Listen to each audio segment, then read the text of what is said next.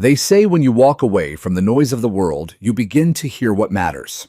For me, that meant waking up to the rustle of wind through ponderosa pines, the distant call of a red-tailed hawk, and the slow, steady hum of the land breathing under my feet. My name is Samuel Lorne.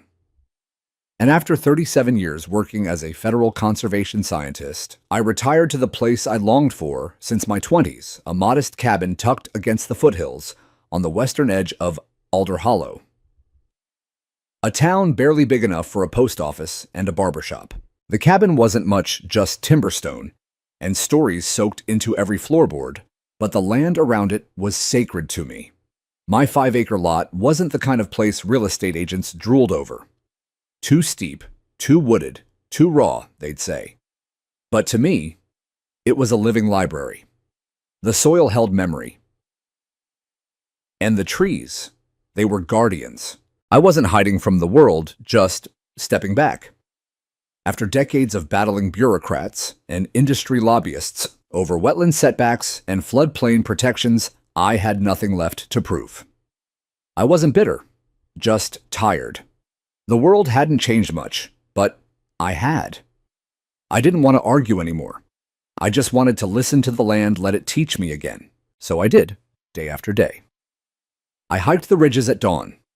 I cataloged birds for my own records just as I had in field journals from the 80s. I rebuilt an old footbridge over the seasonal stream that ran through my lower slope. I watched how it rose with the spring melt and receded into trickles by late July, the way it always had. People rarely came up here, which was just fine with me. My nearest neighbor was 3/4 of a mile down the hill, a retired nurse who left sourdough bread on my porch every other Sunday. The rest of the valley below had over the last 10 years been slowly consumed by something that hadn't existed when I first bought the land. Mountain Pines HOA. They'd started small, a few luxury homes, with man-made waterfalls and stamped concrete patios, a community center with weekly yoga and silent book clubs. Nothing against that, really.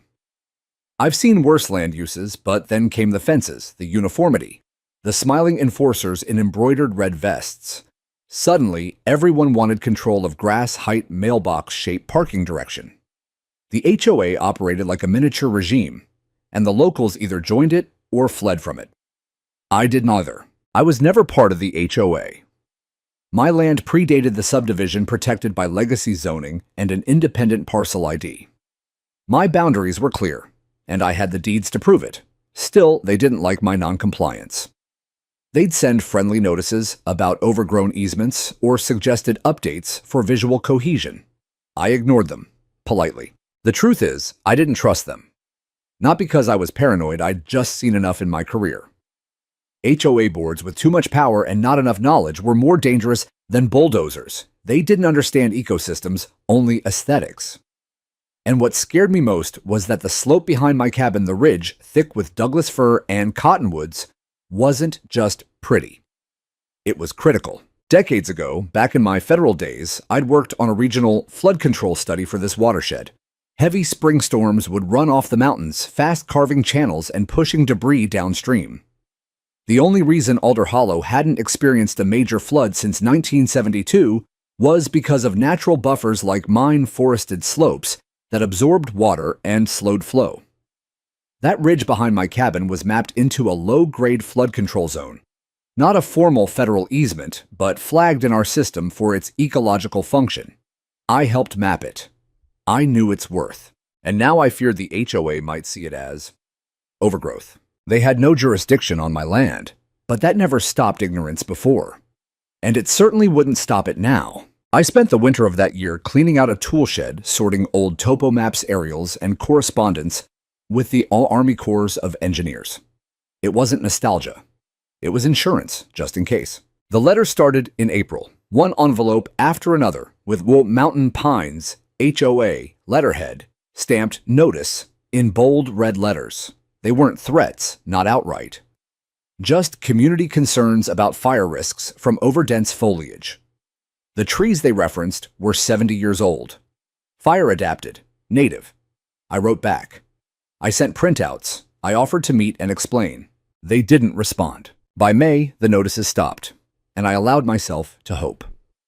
Maybe they'd moved on. Maybe they'd finally realized I wasn't a threat to their clean little kingdom. I went back to my hikes, my notebooks, my solitude, until the morning the chainsaws came. It was June 2nd. I remember because the air was unusually thick, that pre-storm stillness that smells like wet earth before it even rains. I was on my porch, coffee in hand, when I heard the first crack of bark splitting open, followed by the unmistakable roar of machinery. I ran down the trail, through the ferns and underbrush. I'd cleared 100 times, my boots skidding on wet pine needles. The sound grew louder, more than one saw, more than one worker. I burst through the tree line and into the clearing near the stream, and froze. 3 men in orange vests were sawing through the base of a fir tree older than I was. Another stood by a small backhoe, already gouging a trench near the waterline. And behind them, in a spotless red vest and sun visor, stood Karen Marks, HOA president. She turned as I approached, clipboard in hand, lips pursed like a schoolteacher catching a child swearing. "You're trespassing," I said before she could speak. She raised an eyebrow. "This is community land now. We voted to extend visual access along the ridgeline. Fire risk assessments back our plan. You'll be receiving the resolution shortly." I couldn't speak for a moment. Not from shock, but from the heat of anger rising in my chest. The kind that comes not from being wronged, but from watching years of work erased by ignorance. "You have no right to be here," I said, voice low. "This slope is on my deed. That stream is protected. Those trees are part of a mapped flood control zone." She smiled. "That's outdated data, Mr. Lorne. The town's new survey doesn't show any of that. This land is part of our new Phase 4 Greenbelt. We're beautifying it for everyone's benefit." I stared at her. The saw behind her snarled as another fir fell. And just like that, I knew this wasn't a misunderstanding. This was war. The sound of the tree hitting the ground echoed through my bones. It wasn't just the noise, it was the finality of it. The deep thud of life being taken without understanding, without permission, without care. I didn't even realize I had clenched my fists until the bark dug into my palm. I had instinctively reached for the nearest downed branch, as though I might raise it like a weapon against the stupidity unfolding in front of me. Instead, I turned my fury into words. "You need to shut everything down, now." Karen Marks narrowed her eyes behind her oversized sunglasses. "Mr. Lorne, if you threaten my crew, I'll have to notify the sheriff." I stepped forward, pointing to the slope just above the stream. "That's federally mapped as a Category 3 flood buffer. Those trees aren't ornamental, they're biological infrastructure. You've just cut into an active hydrological retention zone." She waved me off like a mosquito. "We had our own consultant review the area. He said the trees were overgrown and unstable. We're doing wildfire mitigation. This is about community safety." I almost laughed. "Did your consultant hold a degree in forestry or public relations?" One of the workers slowed his chainsaw, sensing tension. The guy with the backhoe cut the engine, looking from me to Karen. She took a breath. "We followed protocol. You weren't responding to notices." I responded to everyone I snapped, in writing, with evidence, with legal documents, but you never responded back.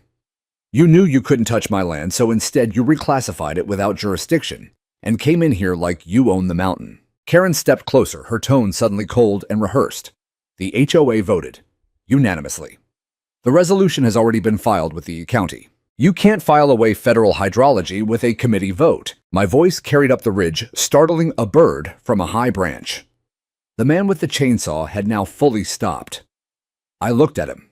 "You realize I said if you continue working here, you're complicit in a federal environmental violation. You're not cutting landscaping. You're altering a watershed." Karen turned to the workers. "Keep going. He's bluffing. We've already cleared this with our municipal rep." "No," I said, stepping directly in front of her. "You didn't, because I was the municipal rep. At least I had been. I'd helped write the conservation overlays for this very slope before I ever retired. I still had the original zoning maps, the watershed assessments, the interagency correspondence with FEMA, and the Army Corps of Engineers. This wasn't just my land. It was a living part of a multi-agency effort to prevent exactly what these fools were unleashing. But all Karen saw was an old man with dirty boots and a bad attitude. "Last warning," she said. "Leave or we'll call the sheriff." I nodded. "Good. Let's all call him. And while we're at it, I'll be phoning the U.S. Army Corps, and the EPA, and the EA Department of Natural Resources. Hell, maybe the local news too if they're not too busy covering wildfires and flash floods caused by idiots with shovels. I turned on my heel and marched back toward the cabin. My legs moved faster than they had in years. I was shaking not from fear, but from the sudden return of a feeling I hadn't felt since I retired. Purpose. Inside the cabin, I tossed the folded flannel off the desk, uncovering a weathered lockbox. I still remembered the combination. I pulled out a stack of manila folders labeled in my own handwriting. Alder Hollow Watershed, Buffer Zones, 1987 to 1993. Then another. Flood Retention Soil Study, verified 2009. I took a breath, then reached for the phone. First I called Pete Harlan, my old Army Corps liaison from back in the day. The line rang twice before he picked up, his familiar gravel voice cutting through. Samuel, I'll be damned. You still breathing up in those hills? Barely, I said. Pete, I've got a situation. Need a field check ASAP. I told him everything. I even emailed scans of the original watershed overlay, annotated with fresh photos I'd taken just 2 weeks ago, trees marked with spray paint bulldozer tracks on the edge of the streambed. Pete didn't hesitate. You're right, Sam. That slope is flagged in our old flood control project. They might not formalized it, but it's a damn critical zone. You think this HOA filed anything to the county about this? They filed fantasy. No environmental review. Just a beautification resolution. Pete exhaled. Okay. Give me 48 hours. I'll get someone on site. 48 hours. That gave me time. Time to compile everything. Time to organize photos, drone images, water flow, data.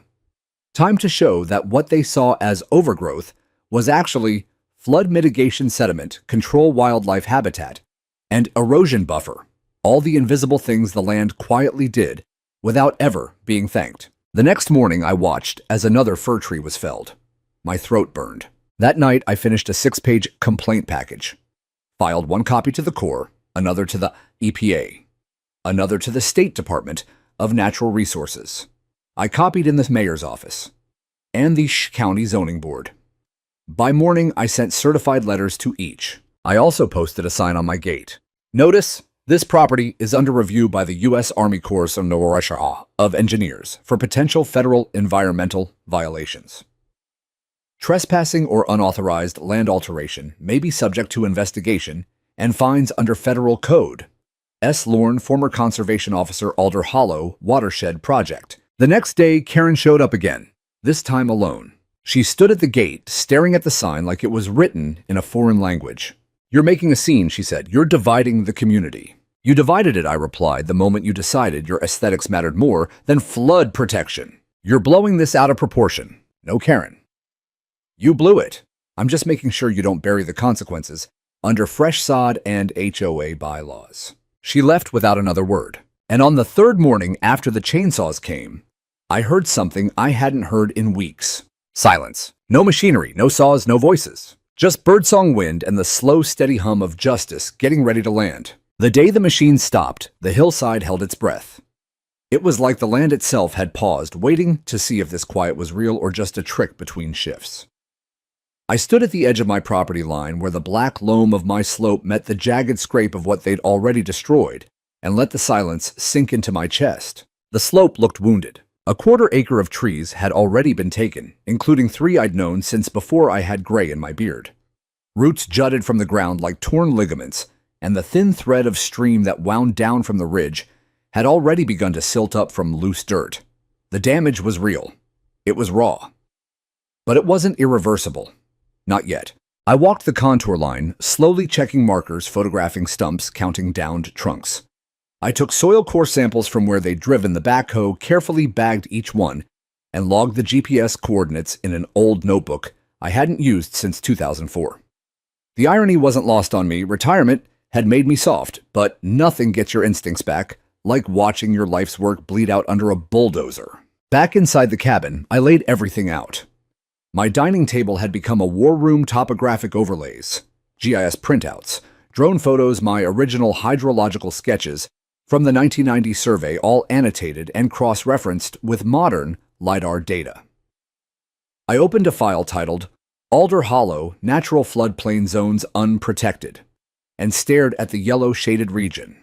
The HOA had cut precisely along the ridge I'd helped identify as a sponge zone, a natural area where runoff slowed, filtered, and fed back into the water table. Destroying that zone didn't just kill trees. It kicked a hole in the valley's natural defenses. And the worst part, they didn't even know. Or worse, they didn't care. I thought about Karen Marks and her smug confidence, how she waved my warnings away like summer gnats. In her mind, HOA rules were gospel. Whatever wasn't visible from her SUV didn't exist. The value of the trees to her was measured in how neatly trimmed their silhouettes looked against the skyline. But she wasn't the only one. Over the years, I'd seen too many communities mistake land management for land control. The difference was everything. Management is stewardship. Control is domination. And domination always comes with blind spots. I opened my laptop and typed a long email to Pete at the course. Attached the new data, the photos, the video footage I'd captured of the cutting crew in action. I ended the message with a personal note. They don't know what they've done, Pete, but if we don't act now, they'll turn this whole slope into a lawn with a view, and next spring's runoff will turn Alder Hollow into a shallow lake. Sam. He replied that evening. Already briefed my supervisor. There's a field team en route. Should be at your gate by Thursday. That was 2 days away. Until then, I waited. I documented, I compiled, I stayed silent but vigilant. Then came the letter. It arrived in a crisp white envelope slipped between my screen door and the frame. No stamp, delivered by hand.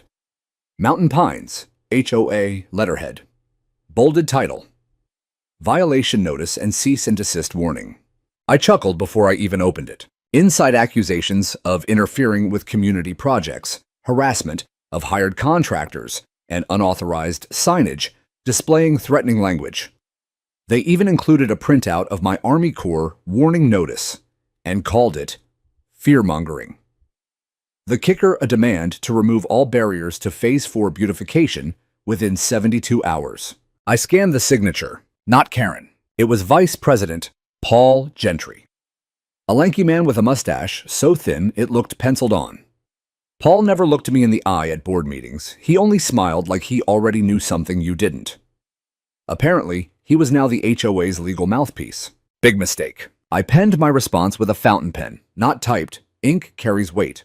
Dear Mr. Gentry, thank you for your concern regarding land stewardship, as you are no doubt aware.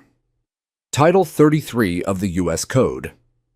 Regarding navigable waters and wetlands, authorizes federal agencies to intervene when land alterations interfere with documented flood mitigation zones. The area your board has entered without consent is part of an ongoing review by the U.S. Army Corps of Engineers and is supported by historical data, verified across multiple federal and state environmental studies. As such, I suggest your board refrain from further action until such reviews are complete. Any continued efforts to alter or access this property will be documented and submitted as part of an active federal investigation.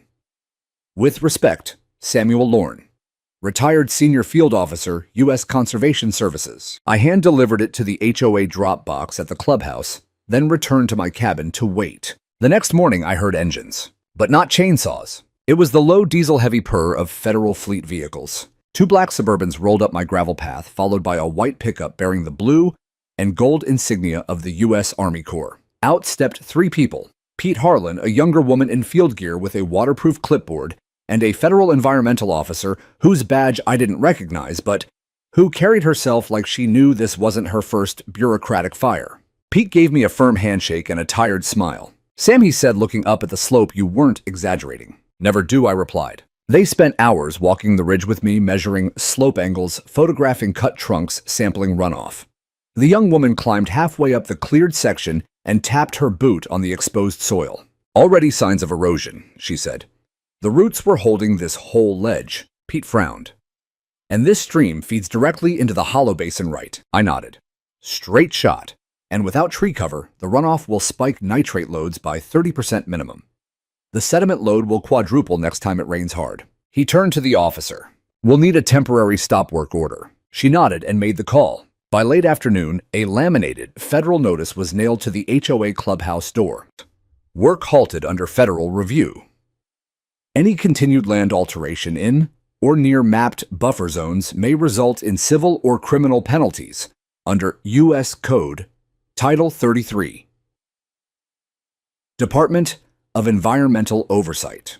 Karen screamed, not literally at first, but her rage boiled over publicly in the HOA group chat, which a neighbor kindly forwarded to me. She called the Corps overstepping, claimed I'd duped them with ancient maps, and insisted the land was now HOA easement. But the community wasn't having it. One neighbor asked if they'd voted on a clear-cutting resolution. Another wondered why the HOA never consulted environmental authorities. A third posted drone photos from above mine, watermarked, and wrote, "Why does our greenbelt now look like a logging site?" Within 2 days, the HOA board was holding emergency meetings. Within 3 local news showed up. They wanted to interview the retired scientist who stopped the bulldozers. I declined, because this wasn't about ego. It was about legacy, and they never understood what I meant when I said the land protects us as much as we protect it. They thought I meant poetry, but I meant floodplains. The floodplain maps didn't lie. The silt data didn't lie. The trees that had been standing for half a century sure as hell didn't lie. But when truth faces ego, especially the kind wrapped in khaki slacks, HOA pins, and suburban entitlement, you don't get understanding. You get laughter. The day after the federal stop work order was posted, I received an invitation, if you could call it that, to attend a special discussion at the Mountain Pines HOA clubhouse. The letter was typed, stamped, and sealed with a little gold foil logo, as if that made it official. It read, "We respectfully invite you, Mr. Lorne, to present your position to the HOA board in a civil and neighborly setting.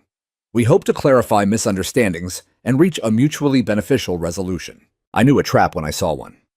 But I wasn't going there for negotiation. I was going because I wanted to look them in the eye. All of them. I wanted to see if even one of them grasped what they'd done. So I showed up. The clubhouse was absurdly pristine. Faux rustic beams over polished wood floors, and a buffet table offering lemon water and store-bought muffins like it was a damn Sunday brunch instead of a legal quagmire. Karen was there naturally in her signature red vest and tight smile. Paul Gentry sat beside her, flanked by the rest of the board, 5 members, total none with any background in land management, ecology, or municipal planning, but all eager to enforce what they called visionary neighborhood aesthetics. There were folding chairs arranged in a semicircle, and I noticed a few residents sitting quietly in the back, maybe curious, maybe concerned, maybe just bored and looking for drama. Karen began with her usual tone of performative grace. "We want to thank Mr. Lorne for joining us and giving us the opportunity to work toward community cohesion." I nodded politely. Cohesion usually requires consent. Paul cleared his throat and took over. "It's our understanding, Mr. Lorne, that you believe the recent enhancements made along the ridge violated some sort of environmental statute." I opened my folder and laid a copy of the original 1989 Army Corps survey on the table. Not statute. Federal hydrological mapping. This is the ridge. These are the contours. And this shaded section, where you cut trees, is part of a delineated flood buffer zone. Karen peered at it like I'd handed her instructions in Greek. "That map is over 30 years old.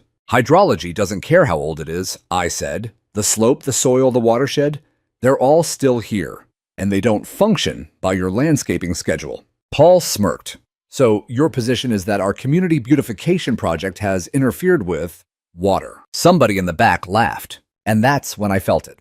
Not rage, not yet. Contempt. "You didn't even do an environmental assessment before you acted," I said. "You didn't file for a permit. You didn't consult a hydrologist. You didn't notify the course.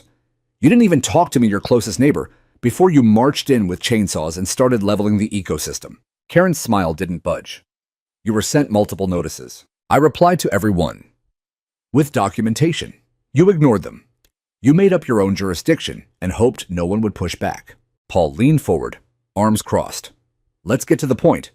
What exactly do you want from us?" I stared at him. "I want you to understand what you've done."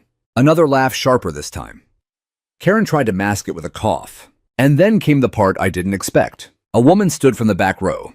Short gray hair, wire-rimmed glasses. I'd seen her around the community before but never spoken to her. "Excuse me," she said. "Mr. Lorne, can I ask what exactly happens if that buffer zone is destroyed? Like, what's the worst case scenario?" I turned to face her. In a typical rain year, maybe just soil loss, some stream contamination. But in a flood year, the slope could slide. The water won't slow, it'll rush straight down to the residential basin. That means basement flooding, structural undermining, increased insurance premiums, possibly uninsurable zones. You lose those trees, you lose the sponge. Water doesn't wait for bylaws.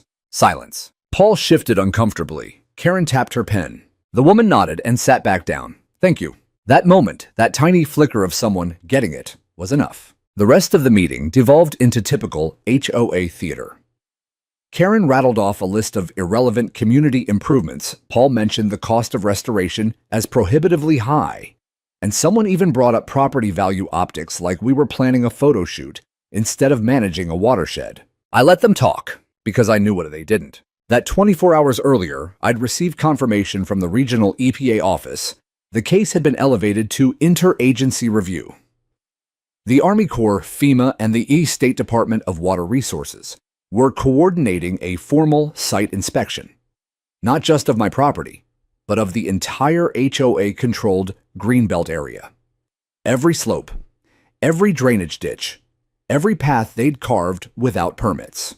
Karen and her board were about to be on the receiving end of a full environmental audit. I left the clubhouse without a word. They could laugh all they wanted, but the land wasn't done speaking, and the government was finally listening. That night it rained. Not much, just a summer sprinkle, but enough. Enough to wash a thin film of mud across the newly cut slope. Enough to cloud the stream running past the roots they'd exposed. Enough to carry silt into the culvert at the bottom of the hill, the same one that emptied into their ornamental pond next to the clubhouse tennis courts. The next morning, that pond was brown. By noon, the HOA Landscaping Committee was sending out emails asking if anyone had noticed discoloration in the water feature. I smiled. Nature has a funny way of keeping receipts. The morning after the pond turned brown, I received a phone call I hadn't expected but had hoped for. I was sitting on the back porch sipping coffee from an enamel mug, watching a fox trot quietly across the clearing near the ravaged slope. The clouds were thin, the air unusually still as though the land itself was waiting. I'd spent the last few days gathering data, organizing photos, logging rainfall totals, and stream discoloration. I wasn't doing it for show. I was doing it because I knew the federal process was slow but precise, and the moment it moved with the weight of law. The phone rang. Not my cell, but the old landline I kept on the wall for emergencies. That phone hadn't rung in months. I answered on the second ring. "Mr. Lorne." "Yes." "This is WAPA Field Director, Camilla Ruiz, from the HOA EPA Region 8 office. I'm calling regarding the complaint you filed last week, along with the floodplain mapping and ecological damage reports." "I remember." "Well," she said, her tone both serious and respectful. "I just got off a coordination call with the Army Corps and FEMA. We've reviewed your evidence, and I want you to know we are treating this as a legitimate environmental breach. Our regional director has greenlit a rapid response inspection." My hand tightened around the mug. "How rapid?" "There will be boots on the ground tomorrow. We're dispatching a joint task force to conduct a full site evaluation." I closed my eyes. For a brief moment, the weight of weeks, months really lifted from my chest. "Thank you," I said quietly. "You did the right thing reporting this, Mr. Lorne. If your analysis is accurate, and frankly, we think it is, the HOA may have unknowingly violated at least 3 separate environmental protections, including flood mitigation standards, protected riparian buffer disturbance, and potentially a Clean Water Act clause if silt runoff entered the stream." "It did," I said. "I have samples and time-stamped video. That will help us a great deal. One more thing. Are you comfortable being present for the site review?" "Yes," I said. I wouldn't miss it. We ended the call shortly after, and I sat there for a long time listening to the world breathe. The trees that remained creaked in the breeze. The stream, despite its muddiness, still whispered over the rocks. Life had taken a hit, but it hadn't stopped. Not yet. Not if I could help it. I spent the rest of the day preparing the property.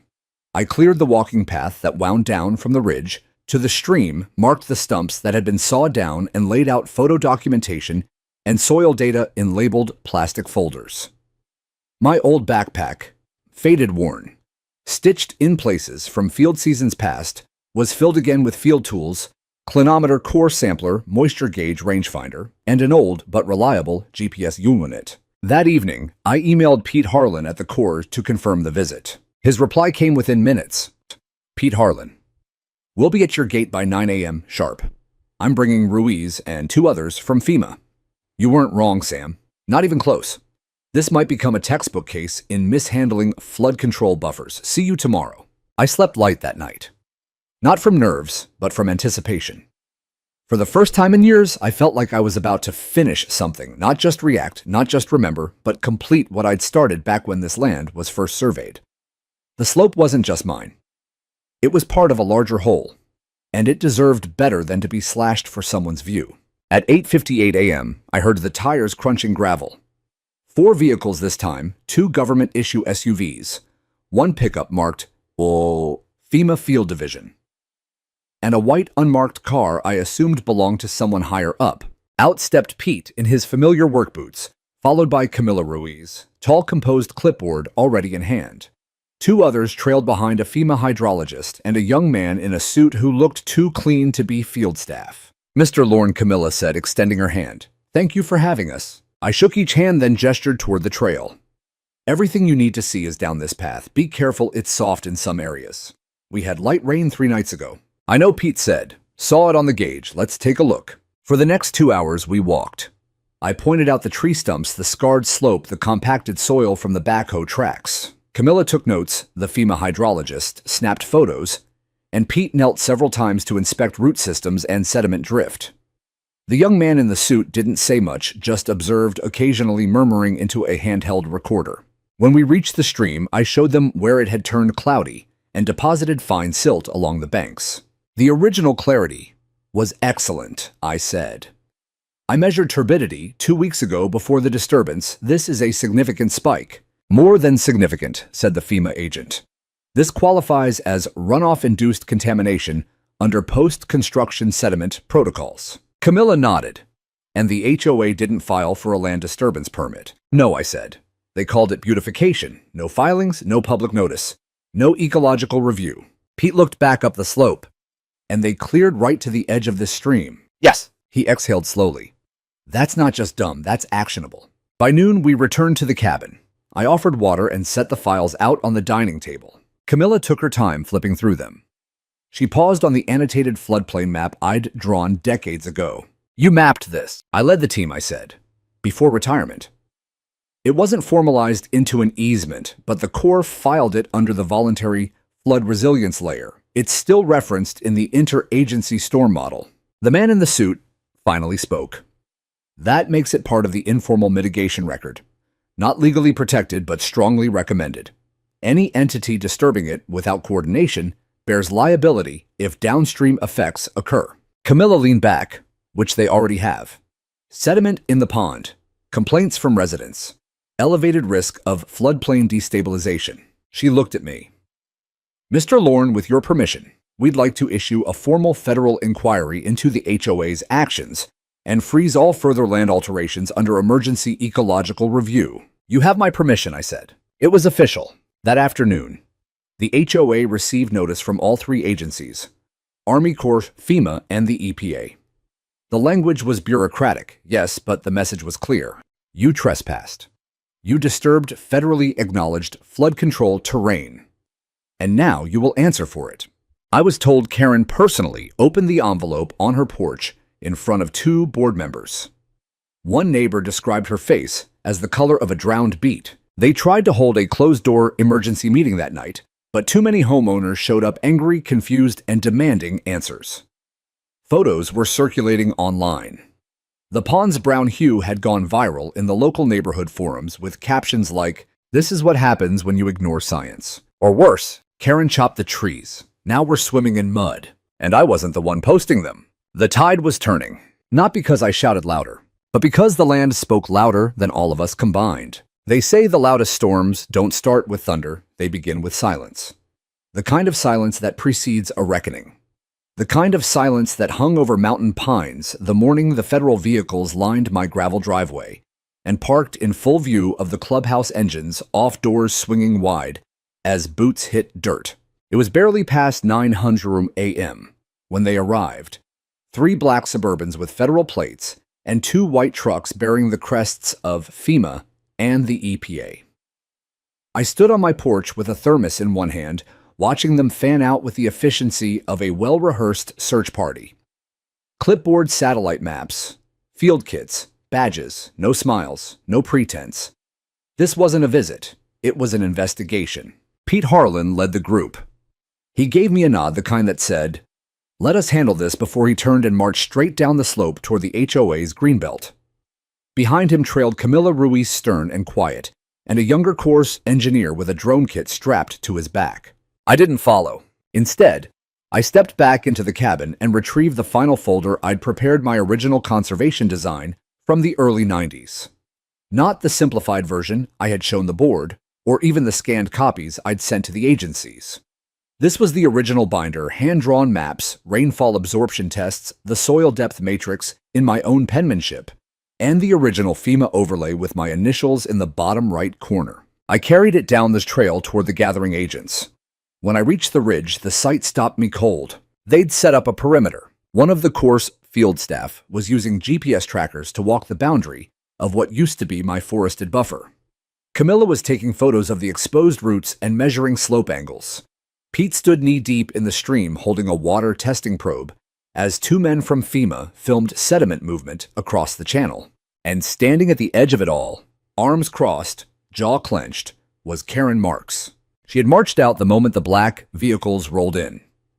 She tried, predictably, to assert authority. I'd heard it from a distance. "This is HOA property," she'd said. "You need a scheduled appointment." And Pete, in his gravel-throated calm, had replied, "We're not here for an appointment. We're here for a federal review under authority of the Clean Water Act and the National Flood Resilience Initiative.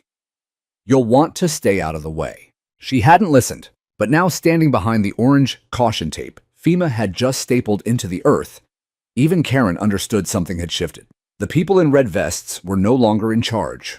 I walked over to Camilla and handed her the binder. Her eyes widened. "Is this original?" "Every page," I said.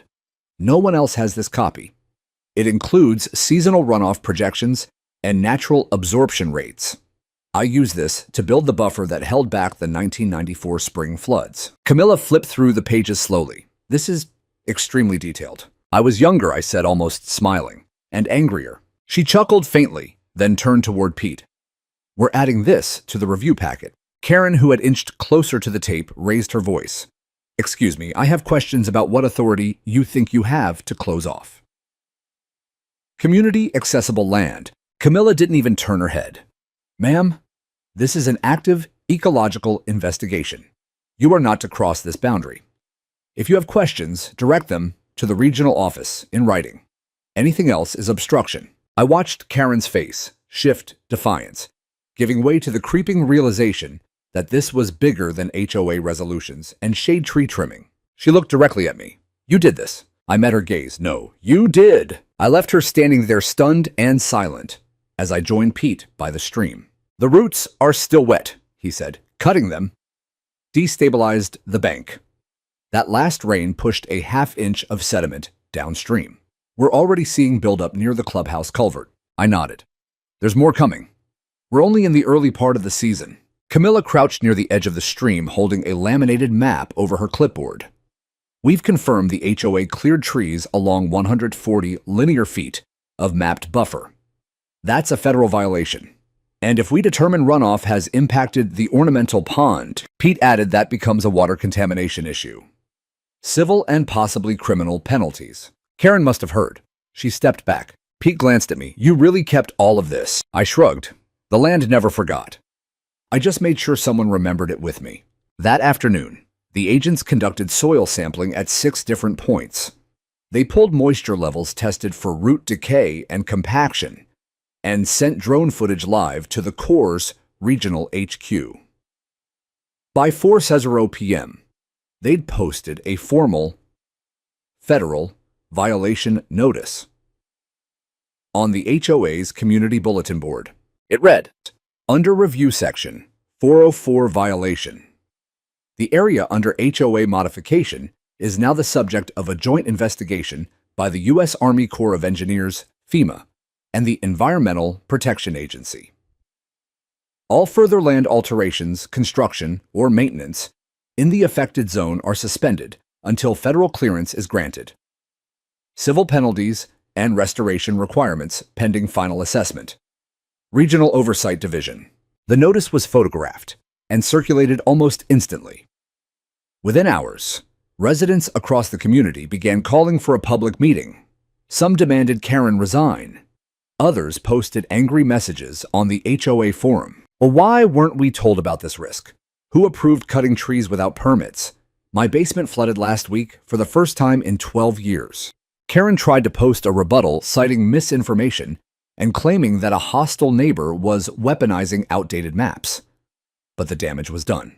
The narrative had shifted. I wasn't the cranky recluse in the woods anymore. I was the man who'd warned them. The land had spoken, the government had answered, and now the entire HOA was on notice. I returned to my cabin as the last federal vehicle pulled away. I made tea. Then I sat down and wrote a letter.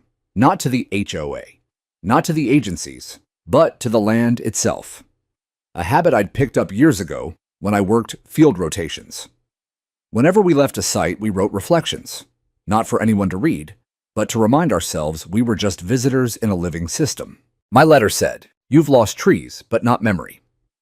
You've bled soil, but not strength. I'll stay with you until they learn. I'm still listening." Outside, the wind picked up. The slope, though wounded, stood still. But I could feel it, the land was waiting. By the end of the week, the Mountain Pines HOA wasn't just under scrutiny. They were under siege. Not from protesters or reporters, but from their own neighbors.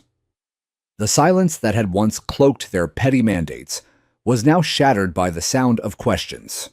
Loud, urgent, and unrelenting. It started with an emergency town hall meeting. The HOA board tried to hold it privately, but word spread.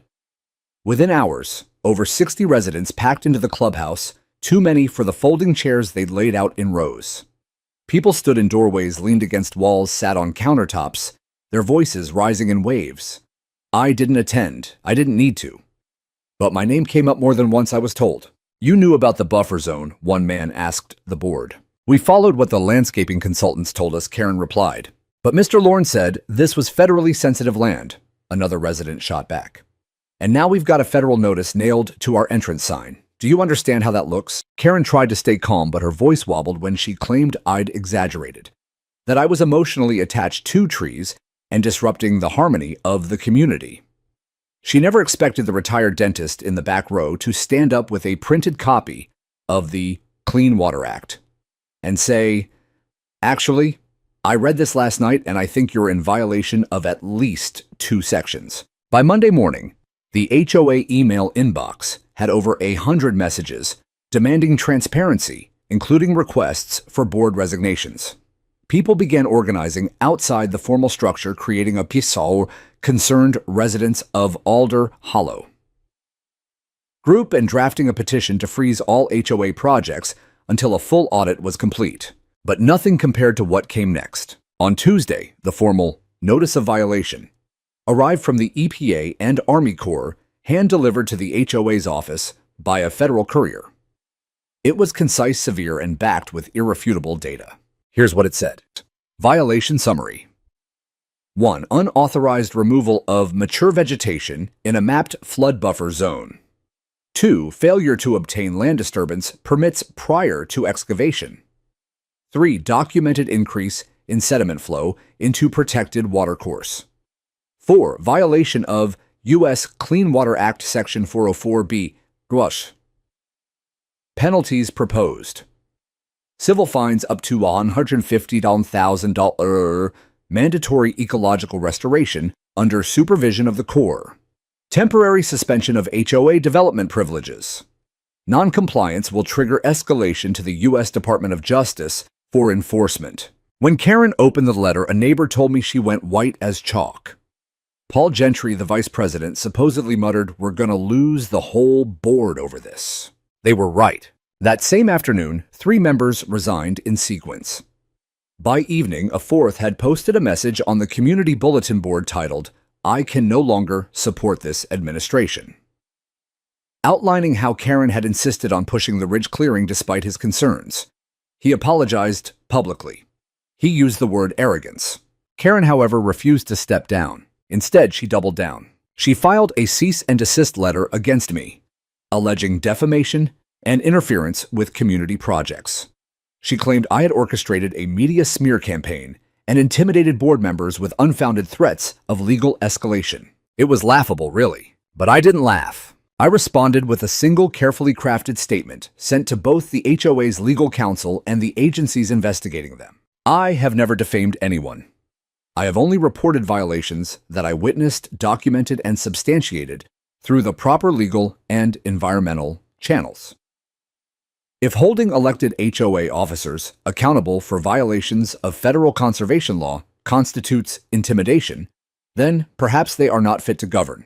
Samuel Lorne. I copied Camila Ruiz. She replied within an hour, well said. The next day, I received a visit not from Karen, not from the board, but from a couple I barely knew. James and Elaine, who lived 3 lots below me. He was a veteran, she, a retired teacher. They stood at my gate, hats in hand, and thanked me. Most of us had no idea, Elaine said softly. We trusted them. We thought it was just trimming trees. But when the pond started stinking and the stream got cloudy, we realized we'd been lied to. James added, "You protected all of us, Sam, even when we didn't deserve it." I didn't know what to say. I'd spent so long alone on that slope watching the trees grow and fall, feeling more like part of the forest than the community. I never expected to be seen, let alone thanked. Later that evening, I walked the ridge. The damage still made my heart ache. Bald patches of earth tree stumps crusted with mud.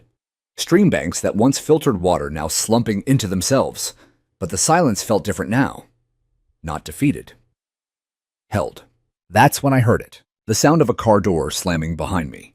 I turned. Karen stood on the trail, hands on her hips, face flushed with a fury I hadn't seen since the day of the chainsaws. "You think you've won," she snapped. "No," I said. "I think the land is finally being heard. This community doesn't need a martyr. It needs order, structure, consistency." "No," I said again, quieter this time. "It needs stewardship." She stepped forward. "You embarrassed us. You humiliated this board." "No, Karen," I said. "You did that. I just showed them the mirror." She shook her head. "You're not even part of the HOA. And thank God for that," I said. She turned and left without another word. And I realized, standing there in the last light of day, that this wasn't about politics. It wasn't even about money. It was about humility. About what happens when the people who think they're in charge forget that they answer to something older, quieter, and far more enduring than a rulebook. The forest wasn't gone. Not completely, and neither was justice. It had just begun to grow roots. 2 weeks after the violation notice landed on the HOA's front step, I found myself standing in front of a microphone at the Alder Hollow Town Council chambers, under the sharp eye of 3 city officials, a representative from the State Department of Environmental Quality, and a packed room of neighbors who now watched me, not with suspicion, but with hope. It wasn't a courtroom, but it might as well have been. The emergency hearing had been called in response to the escalating community backlash and the rapidly unfolding federal investigation. The town had received notice from the EPA that the HOA's actions may have triggered downstream liabilities, including property risk insurance reclassification and even potential federal grant loss for non-compliant ecological zones. The mayor opened the floor with a calm voice and a furrowed brow. "We're not here to assign guilt today," he said. "We're here to understand what happened, what went wrong, and what needs to be done so it never happens again." And then he turned to me. "Mr. Lorne, we understand you've submitted documentation to multiple agencies. The town would like to hear in your words what occurred." I stepped to the microphone. My hand was steady. "My name is Samuel Lorne," I began.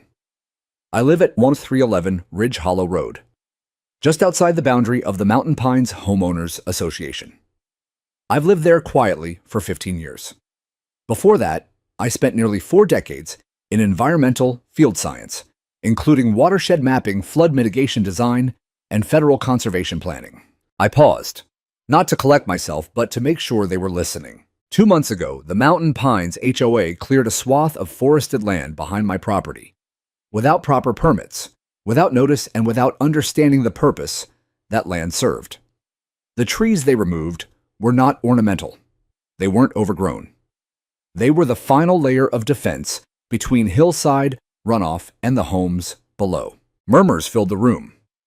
The mayor held up a hand for silence. I continued. This buffer zone wasn't just pretty to look at. It was a biological sponge. It absorbed rainfall, filtered pollutants, and slowed water during high runoff periods.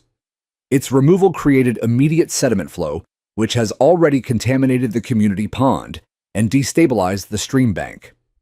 And we haven't even had a heavy rain yet. The DEQ rep leaned forward, flipping through my printed report. I took a breath. I warned the HOA, in writing.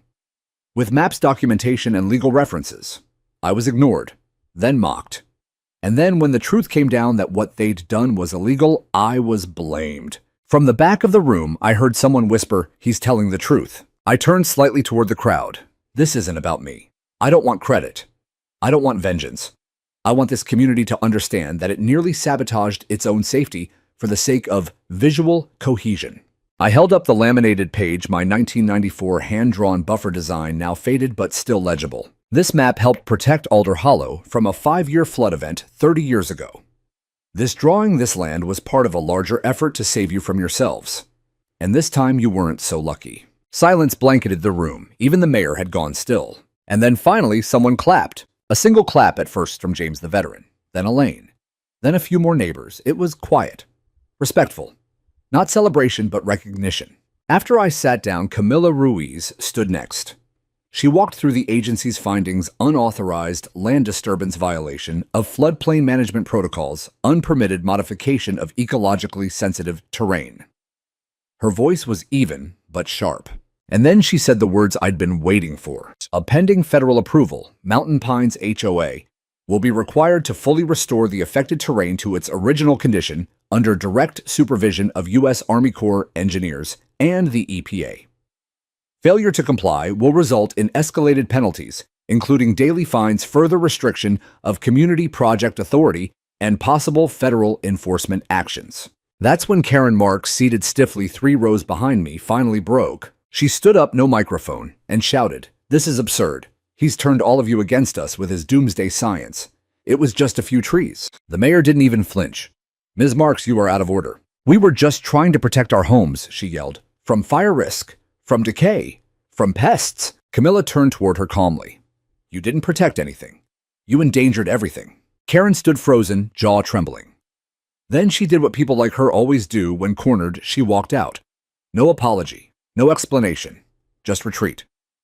Her heels clicked sharply on the tile floor as she vanished through the back door. No one followed her. That night, the town board unanimously voted to suspend the Mountain Pines HOA's authority over environmental decision-making until further notice. The homeowners themselves would now vote on any land modifications with third-party ecological review required for all future landscaping over a half-acre. Karen resigned the next morning. Her house went up for sale a week later, and the real work began. Under Corps supervision, a restoration team arrived to begin replanting. Not just saplings, but carefully selected native species pines, cottonwoods, understory brush, reintroducing the exact layers the slope had lost. They brought in erosion netting, reinforced the stream bank, and installed sediment traps until the roots could take hold. They asked me to oversee it. I said yes, not because I wanted revenge, but because I owed it to the land. Because when people forget, the trees remember. The slope remembers. The water always remembers where it's supposed to go. You just have to be quiet long enough to listen. The first shovel of soil hit the ground on a misty Tuesday morning. Restoration began not with fanfare or press releases, but with a quiet team of 3 ecological engineers, 2 Corps certified reforestation specialists, and myself back in work boots and a field vest I hadn't worn since retirement. My knees ached more than they used to, but my hands remembered everything. The slope was scarred, but not dead. You could still see where the machines had carved crude paths through the undergrowth where stumps had wept resin like open wounds. But under the silt, the roots whispered resilience. The land wanted to heal. It just needed a chance. We began with erosion barriers, co-IR logs, and biodegradable mesh laid across the grade to keep the soil in place until the vegetation took root. Then came the recontouring, gentle reshaping of the slope's flow lines to mimic the natural contours lost to excavation. I oversaw every angle, making sure the ridgelines curved the way water wanted to move, not the way a landscaper thought looked symmetrical. The replanting started 3 days in. Each sapling we placed was more than a tree. It was an apology. Cottonwoods along the lower swale to stabilize the stream bank. Blue spruce and native dogwood higher up to restore canopy balance. Volunteers showed up, residents who once ignored me now offering hands and sweat, and sometimes quiet thanks. I didn't need the words. Their presence was enough. Elaine brought coffee and sandwiches every afternoon.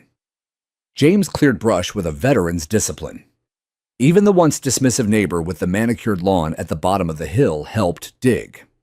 We worked in silence most days, broken only by the thump of spades and the occasional crack of a root breaking free. Then one afternoon, Paul Gentry appeared. He didn't approach right away, just stood at the trailhead, watching. When I finally noticed him, I gave a small nod and kept working. He walked closer, hands in his pockets, eyes lowered. I wanted to say, I should have listened, he said. I stood up, wiping sweat from my brow. You were on the board. You had the right to speak. I was afraid of her, he said.